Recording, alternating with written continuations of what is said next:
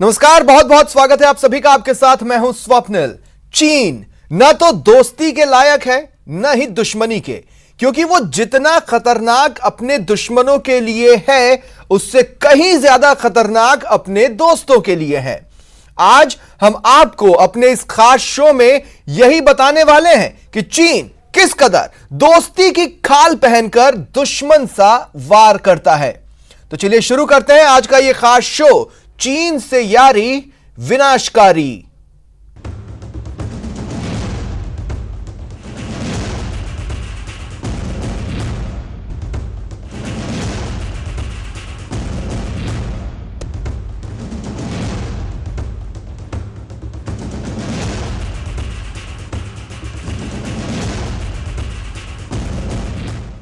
भारत से भिड़कर चीन का घमंड तो चकनाचूर हो गया, लेकिन चीन ने अब भारत की सीमा से सटे देशों में भारत को परेशान करने वाली नीति अपना ली है। शी जिनपिंग ने नेपाल और म्यांमार को भारत के खिलाफ साजिशों का लॉन्च पैड बनाना शुरू कर दिया है। नेपाल में चीन के पैसे पर काम करने वाले नेपाली नेता भारत की छवि खराब करने की कोशिश में लग गए हैं। चीन का नया चक्रव्यूह।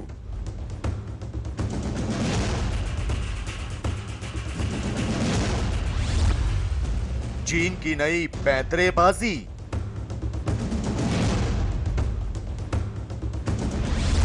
नेपाल पर चीन की नकेल।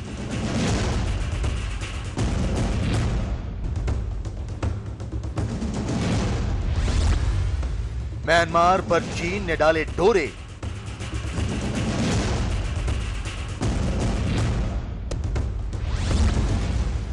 चीन की घुसपैठ की साजिश।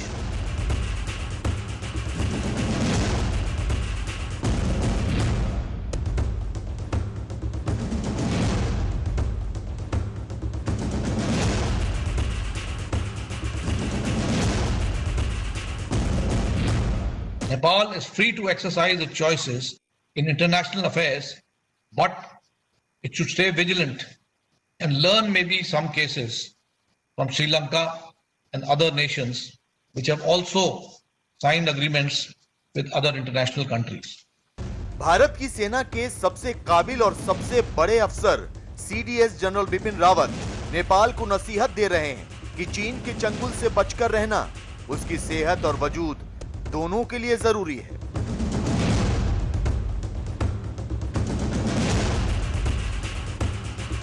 8 महीने पहले गलवान घाटी की ये तस्वीरें जब जब चीन के राष्ट्रपति शी जिनपिंग की नजरों के सामने आती हैं, उनके सीने पर हजारों सांप लौटने लगते हैं और उनका जख्मी कलेजा और भी ज्यादा टीस देने लगता है, क्योंकि यही वो तस्वीरें हैं जिन्होंने चीन की लाल सेना और शी जिनपिंग के गुरूर को हिमालय से उठाकर समंदर की गहराइयों में ले जाकर डुबो दिया।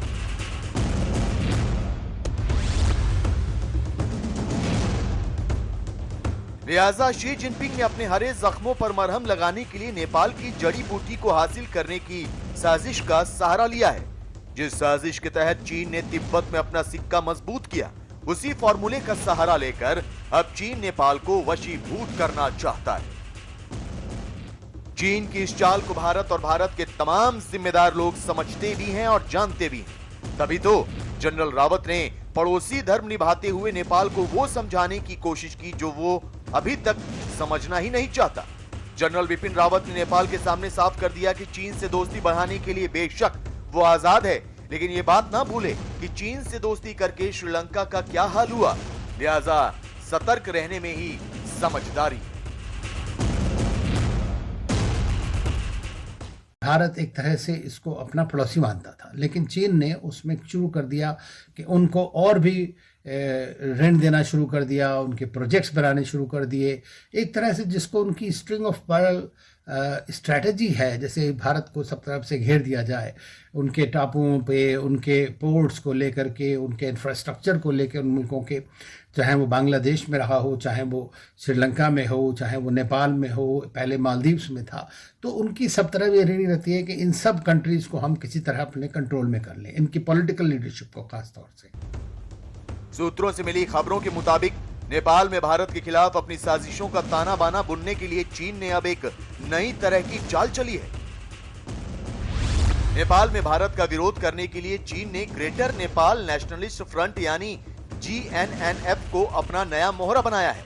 GNNF ने काठमांडू के चीनी दूतावास से भारत के खिलाफ एजेंडा चलाने के लिए अब लाखों रुपयों की मदद मांगी है।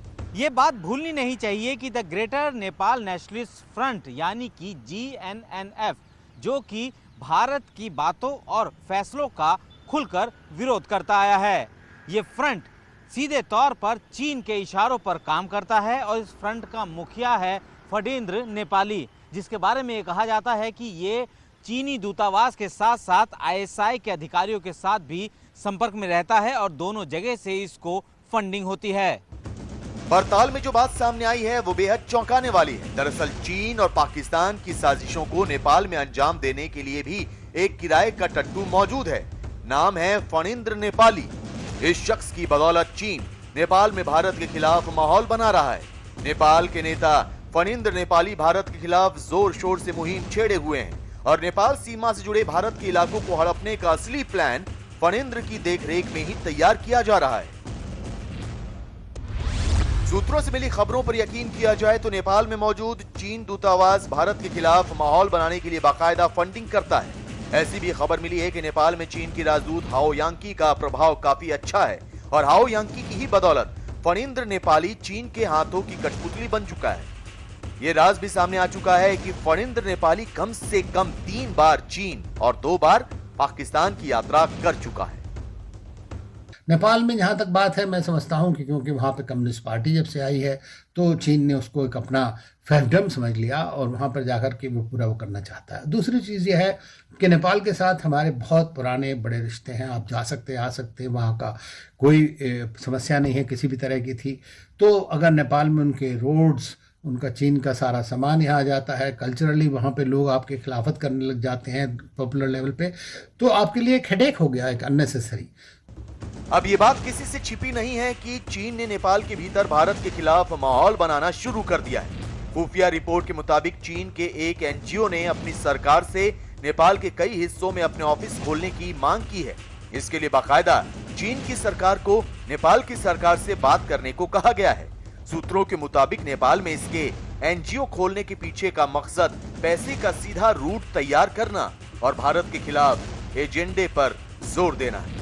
सूत्रों के हवाले से खबर आ रही है कि 1816 में हुए भारत और नेपाल के बीच सिंघौली की संधि को लेकर ग्रेटर नेपाल नेशनलिस्ट फ्रंट एक बड़े आंदोलन की तैयारी कर रहा है। पूरे देश भर में ब्लैक डे मनाने की तैयारी है। हाल ही में भारत के विदेश सचिव और थल सेना प्रमुख के नेपाल के दौरे के बाद से चीन ने नेपाल में भारत विरोधी गतिविधियों को और तेज कर दिया है और इस विरोध को GNNF सीधे तौर पर China Nepal mutual friendship society के साथ मिलकर आयोजित करा रहा है, जो कि चीन के लिए काम करता है। चीन की दादागिरी और भारत के खिलाफ गहरी साजिश का एक और मामला सामने आया। भारत के दूसरे पड़ोसी म्यांमार से ये बात उजागर हो चुकी है कि बीजिंग ने कटीले तारों की मदद से म्यांमार की सीमा पर 2000 किलोमीटर लंबी दीवार तैयार करनी शुरू कर दी है। हालांकि म्यांमार की सेना इस दीवार का विरोध कर रही है, लेकिन चीन अपने रुख पर कायम है। चीन ने तर्क दिया है कि दीवार को बनाने का मकसद देश के अंदर म्यांमार से अवैध घुसपैठ पर लगाम लगाना है। म्यांमार में भी यही हाल किया है उसने। बांग्लादेश, नेपाल, जहाँ पे भी हों, उनके अपने पोर्ट्स में वहाँ पे मिलिटराइजेशन, उनके जो असेट्स हैं उसका, ये सब वो करता रहा है। तो मैं समझता हूँ कि भारत के लिए एक चुनौती तो है ही। तो इस चुनौती को भारत किस तरह निपट सकता है, क्योंकि भारत ने बहुत इन्वेस्टमेंट किया है, एक नॉन रेसिप्रोकल रिलेशनशिप अपने जितने भी नेबर्स हैं उनके साथ की है। असल में चीन का म्यांमार से लगती सीमा पर कटीली दीवार बनाने का मकसद कुछ और ही है। चीन ने इस प्रोजेक्ट का नाम सदर्न ग्रेट वॉल रखा है। इसके पहले चरण के तहत 650 किलोमीटर के इलाके में बाड़ लगाने का काम पूरा हो गया है।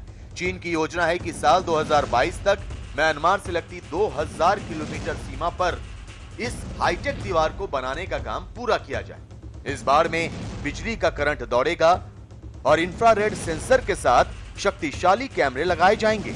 जानकारों का कहना है कि इस दीवार के बन जाने के बाद चीन से असंतुष्ट आसानी से म्यांमार या वियतनाम नहीं जा पाएंगे।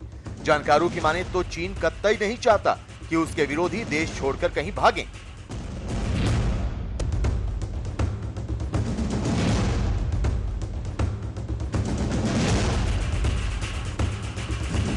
साफ है, चीन की यह चाल उसकी विस्तारवादी साजिशों का ही नतीजा है, जिसमें उसने फिलहाल उन पड़ोसियों को चुना है जिनके जरिए वो भारत को ज्यादा तंग कर सकता है।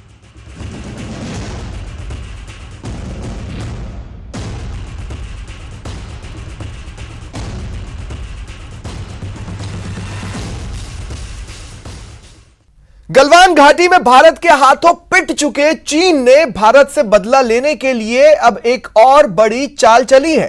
चीन ने अब भारत के साथ साथ बांग्लादेश की लाइफलाइन पर हमला करने का इरादा किया है।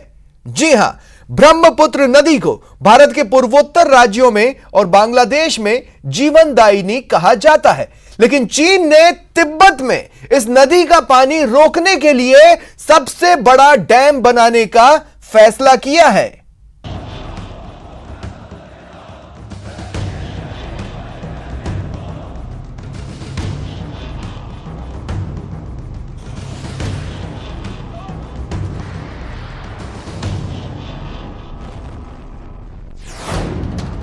ब्रह्मपुत्र नदी पर चीन की नजर।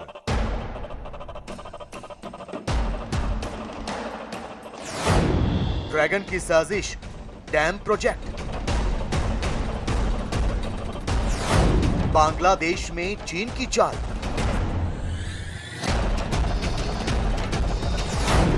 भारत के खिलाफ बड़ी साजिश।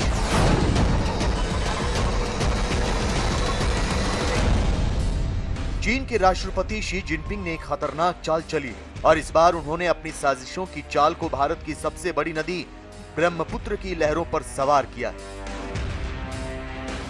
एक रिपोर्ट से हुए खुलासे के मुताबिक चीन ने ब्रह्मपुत्र नदी पर एक बड़ा डैम यानी बांध बनाने का फैसला करके सीधे तौर पर भारत के साथ बांग्लादेश के माथे पर भी बल पैदा कर दिए हैं, क्योंकि शी जिनपिंग के इस फैसले के बाद भारत और बांग्लादेश दोनों की ही चिंता बेहिसाब बढ़ गई है, क्योंकि ये चिंता न सिर्फ दोनों ही देशों में पैदा होने वाले जल संकट को लेकर है, बल्कि सुरक्षा के हिसाब से भी एक बड़ी चिंता का कारण बन गया है। चीन पहले ही नेपाल और म्यांमार के जरिए भारत के खिलाफ अपनी साजिशों को सिरे चढ़ाने के लिए नई नई चालें चल रहा है और अब उसके निशाने पर आ गया है बांग्लादेश। ट्राइलैटरल हाईवे बना रहा है भारत म्यांमार के थ्रू थाईलैंड को लिंक करने के लिए, और म्यांमार चीन की नीतियों को समझता है, पर जहां तक आर्थिक मदद या निवेश का सवाल है, कोई भी देश चीन की आर्थिक दबाव के सामने नहीं टिक सकता। इसके बावजूद भारत और म्यांमार के रिश्ते मजबूत हैं और चीन म्यांमार की सरकार को भारत के खिलाफ नहीं कर पाया। दरअसल चीन तिब्बत में ब्रह्मपुत्र नदी पर एक बड़े बांध को बनाने की तैयारी में है। सूत्रों से मिली खुफिया खबरों पर यकीन किया जाए तो चीन के इस बांध का काम नए साल में शुरू हो जाएगा। ऐसा कहा जा रहा है कि ब्रह्मपुत्र नदी पर चीन का प्रस्तावित बांध साल 2025 तक बनकर तैयार हो जाएगा। कहने को तो चीन पन बिजली के लिए डैम बना रहा है, लेकिन सच तो यह है कि वो इसके जरिए सूखा लाने वाली साजिश रच रहा है।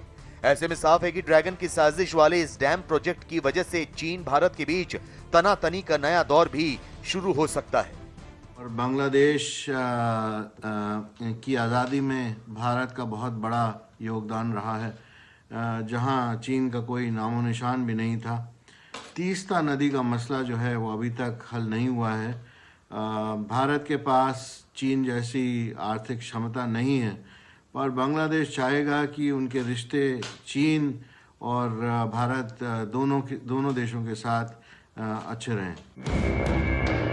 ब्रह्मपुत्र नदी भारत और बांग्लादेश से होकर गुजरती है। ऐसे में चीन का ये डैम प्रोजेक्ट दोनों ही देशों के लिए चिंता का सबब बना हुआ है। दरअसल आंगसी ग्लेशियर से निकलकर तिब्बत में पूरब दिशा की तरफ बहने वाली यारलुंग जांगबो नदी अरुणाचल प्रदेश में यू टर्न लेकर हिंदुस्तान में दाखिल होती है, जिसे यहाँ सियांग नदी के नाम से जाना जाता है। यही सियांग नदी अरुणाचल से असम पहुंचती है और वहां इसका नाम ब्रह्मपुत्र हो जाता है। असम के निचले इलाकों से होकर गुजरती हुई ब्रह्मपुत्र नदी बांग्लादेश में प्रवेश कर जाती है और वहां से ये नदी बंगाल की खाड़ी में गिरती है। चीन के प्रोपेगेंडा अखबार ग्लोबल टाइम्स के मुताबिक चीन का ये विशाल बांध तिब्बत के मेडोग काउंटी में बनेगा। ग्लोबल टाइम्स का दावा है कि इस डैम का इस्तेमाल बिजली पैदा करने के लिए किया जाएगा। दावा यह है कि डैम चीन के 3 जॉर्ज बांध से 3 गुना ज्यादा पन बिजली पैदा करेगा। चीन का 3 जॉर्ज बांध दुनिया का सबसे बड़ा बांध माना जाता है, लिहाजा अंदाजा आसानी से लगाया जा सकता है कि ये बांध कितना विशाल होगा। चीन ने ये घोषणा भी की है कि 97% बांग्लादेश के निर्यात को ड्यूटी फ्री छूट दी जाएगी और 2019 में चीन ने बांग्लादेश में 1.2 बिलियन डॉलर का निवेश किया। तो अब चीन जो है बांग्लादेश में सबसे बड़ा निवेशक बन गया है। चीन के साथ बांग्लादेश के ताल्लुकात कैसे भी रहे हों, लेकिन ये बात सच है कि चीन के इस कदम से भारत के साथ बांग्लादेश के माथे पर भी चिंता की लकीरें खिंच गई हैं। हालांकि बांग्लादेश ने चीन की शी जिनपिंग सरकार के पास अपनी परेशानी और चिंताओं की चिट्ठी भेजी थी, लेकिन विषैले इरादों वाले चीन ने बांग्लादेश की चिट्ठी और आपत्ति दोनों को खारिज करके अपने खतरनाक इरादे जाहिर कर दिए। सूत्रों से मिली खबरों के मुताबिक बांध बनाने का ठेका हासिल कर चुकी एक चीनी कंपनी के हवाले से ये बात निकलकर सामने आई है कि चीन यारलुंग जानबो नदी के निचले हिस्से में जल विद्युत उपयोग परियोजना शुरू करने जा रहा है, जिसका मकसद चीन के जल संसाधनों और घरेलू सुरक्षा को मजबूत करना है। लेकिन चीन और उसके इरादों पर नजर रखने वाले जानकारों का कहना है कि चीन ये बांध महज इसलिए नहीं बना रहा, बल्कि इसके पीछे उसकी गहरी साजिश है। अरुणाचल प्रदेश के बिल्कुल करीब तिब्बत में बड़ा सा डैम बनाने का मतलब यह है कि चीन भारी मात्रा में पानी को रोक देगा और पानी का बहाव कम होगा, तो इसका सीधा असर पूर्वोत्तर भारत और बांग्लादेश में खेती किसानी से लेकर मछली पालन पर पड़ेगा। भारत के नॉर्थ ईस्ट और बांग्लादेश में सूखे जैसी स्थिति पैदा हो सकती है, जिससे रोजी रोटी का संकट भी पैदा हो जाएगा। ब्रह्मपुत्र नदी भारत के पूर्वोत्तर राज्यों के साथ साथ बांग्लादेश के लिए लाइफलाइन की तरह है। जाहिर है ब्रह्मपुत्र नदी इन दोनों देशों की एक बड़ी आबादी के जीवन का आधार तो है ही, साथ ही उनकी आजीविका भी इसी नदी पर निर्भर है और इसी वजह से चीन ने ब्रह्मपुत्र नदी पर डैम वाली साजिश रची है। और रुकते एक छोटे से ब्रेक के लिए, कहीं जाइएगा नहीं, जल्द हाजिर हो रहे हैं